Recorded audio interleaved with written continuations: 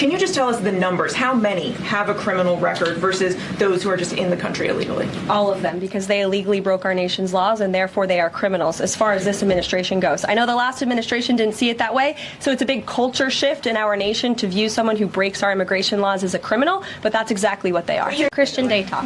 Thanks, Karoline. Just real quick, you mentioned the inflation executive order the president signed, but egg prices have skyrocketed since President Trump took office. So what specifically is he doing to lower those costs for Americans? Really glad you brought this up, because there is a lot of reporting out there that is putting the onus on this White House for the increased cost of eggs. I would like to point out to each and every one of you that in 2024, when Joe Biden was in the Oval Office, or upstairs in the residence sleeping, I'm not so sure, egg prices increased 65% in this country.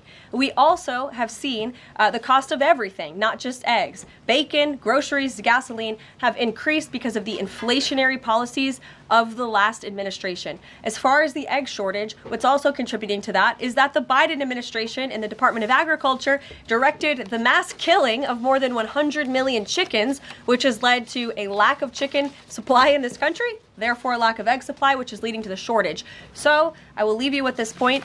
This is an example of why it's so incredibly important that the Senate moves swiftly to confirm all of President Trump's nominees, including his nominee for the United States Department of Agriculture, Brooke Rollins, who is already speaking with Kevin Hassett, who's leading the economic team here at the White House, on how we can address the egg shortage in this country. As for costs, I laid out the plethora of ways that President Trump has addressed saving costs for the American people over the past week. He looks forward to continuing to doing that in the days ahead. Thank you guys so much. One more border question. Are Medicaid portals down in all 50? Yes, American excellence is back. What I experienced during Biden administration is actually different from what I'm observing today. Yes, Biden was doing things that everybody was awake, and even the press secretary, the way they used to handle issues is different.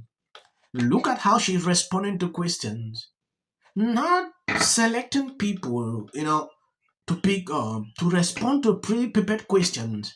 What this lady is doing is totally okay. Even CNN watching today, they confirmed that Trump has raised a star.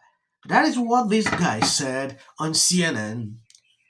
When you look at what Trump has done so far, it is actually in line with what Americans agree on, what they liked, especially immigration. So telling me that, this is just, it is insane. It is important we take an exclusive look into what this lady did. I think I did a video about this press secretary a few hours ago, but there was one part I decided to do in a separate video, not to make it long. My own coming out story. Like so many in the LGBTQ community, coming out wasn't an easy thing to do. My family was traditional and conservative. Being gay in my family wasn't something that you mentioned out loud or celebrated. But my family, like many, many other families, grew to accept who I was. They saw that who I loved didn't change who I was as a person. It didn't change the things I liked to do, and it didn't change the goals I had for my life. We are moving on into something else, not in this same area. Yeah, this is what we experienced during Biden administration. Looking at what is happening today, totally different. That is to tell you the difference between Trump administration and the Biden administration. I would like to point out to all of you once again have access to the most transparent and accessible president in American history. There has never been a president who communicates with the American people and the American press corps as openly and authentically as the 45th and now 47th president of the United States. This past week, President Trump has held multiple news conferences, gaggled on Air Force One multiple times, and sat down for a two-part interview on Fox News, which aired last week. As Politico summed it up best, Trump is everywhere again. And that's because President Trump has a great story to tell about the legendary American revival that is well underway. And in keeping with this revolutionary media approach that President Trump deployed during the campaign, the Trump White House will speak to all media outlets and personalities, not just the legacy media who are seated in this room. Because according to recent polling from Gallup, Americans' trust in mass media has fallen to a record low. Millions of Americans, especially young people, have turned from traditional television outlets and newspapers to consume their news from podcasts, blogs, social media, and other independent outlets. It's essential to our team that we share President Trump's message everywhere and adapt this White House to the new media landscape in 2025. To do this, I'm excited to announce the following changes will be made to this historic James S. Brady briefing room, where Mr. Brady's legacy will endure. This White House believes strongly in the First Amendment, so it's why our team will work diligently to restore the press passes of the 440 journalists whose passes were wrongly revoked by the previous administration. We're also opening up this briefing room to new media voices who produce news-related content and whose outlet is not already represented by one of the seats in this room. We welcome independent journalists, podcasters, social media influencers, and content creators to apply for credentials to cover this White House. And you can apply now on our new website, whitehouse.gov/new media. Yes, this is what we like to see. The way they made it was like the White House press is just for the mainstream media. Independent people are not allowed. Now, content creators, podcasters, they are allowed in here. Transparency should be there. Bringing in people in different spaces like this is important for transparency. And she is ready to take questions, no matter how difficult. When you look at this, comparing to the Biden administration, totally different. If I drop back into the days of Jen Psaki, she used to cycle back. When you ask a question that triggered her or is a little bit, she would cycle you back to a different person. We saw that and we didn't like that all through. She went, Karen came in. We saw something even worse than what she was doing. She doesn't take card questions. She even select pre-prepared questions. That is what we notice. So you can see the difference here. Here, this lady is ready to tell them how it is. Just one thing I noticed about this issue of drones, that is something the Biden administration hide. We didn't even know anything. I don't care what nobody says. This mother just took away the Equal Employment Act. I can't, you cannot make this shit up. Yes, you can, and yes, you did. He did not take away the equal employment laws. He did not take away any of your rights. None. This is all liberal logic. He didn't take away any of this. Only thing he took away is your excuses. Now your excuses are out the door. What are you gonna do?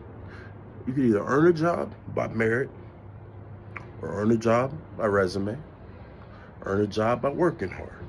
Why does that bother you? Y'all love to be put in positions which you didn't earn. And for me, that bothers me. I don't want any job that they put me in place of employment due to my skin color. I don't want it. That doesn't make sense to me. That's not how the world should work.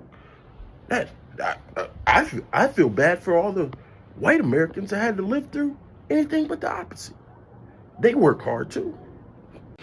And before I turn to questions, I do have news directly from the President of the United States that was just shared with me in the Oval Office. From President Trump directly, an update on the New Jersey drones.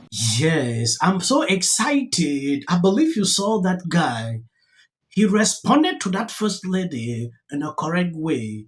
That is the truth. There is nothing more I can add to that. Taking a look at the real press secretary that I've seen today for the very first time, Trump is the man.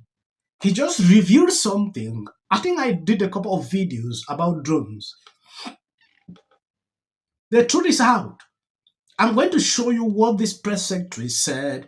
Before I even go into that, press secretary says the drones seen flying over New Jersey were given the green light by FFA.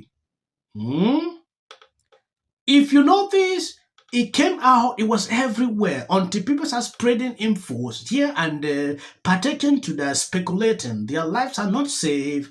The Biden administration could not reveal this information. I don't know for what reason.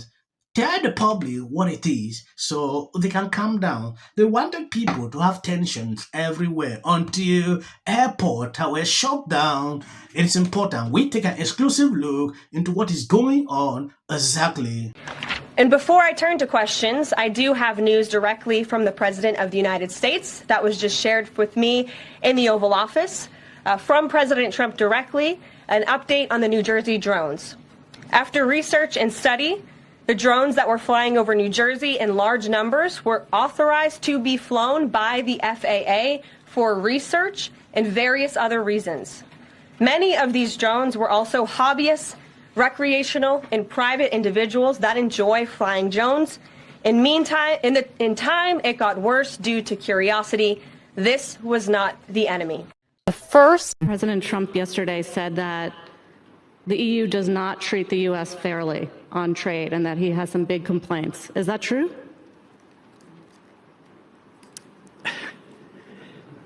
Right? And it doesn't mean that we should sit and pretend that it's suddenly okay, that this new presidency is just going to keep on keeping on. That is not the case. And because, final point for me, a year and a half is because... This is the United States. You're talking about a man who didn't become the president of the United States because of merit.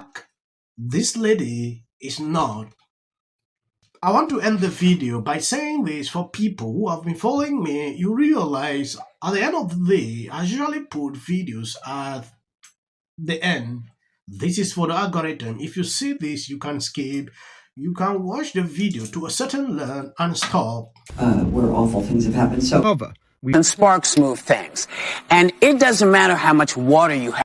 Future president and his gag are a funky in policy. The city of the Pacific Palisades is burning. And, you know, I flew here last night. I was on the plane. Started getting texts. So I am evacuating my home. What we need to do against what we know is right. And these are the results.